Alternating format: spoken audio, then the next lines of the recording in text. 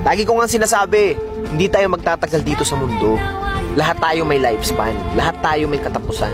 Nasa sa atin na lang yun kung ano ba talaga yung gusto natin na mangyari sa buhay natin dito sa mundong to habang nabubuhay pa tayo. Maraming beses man tayong magkamali, maraming beses man tayong madapa.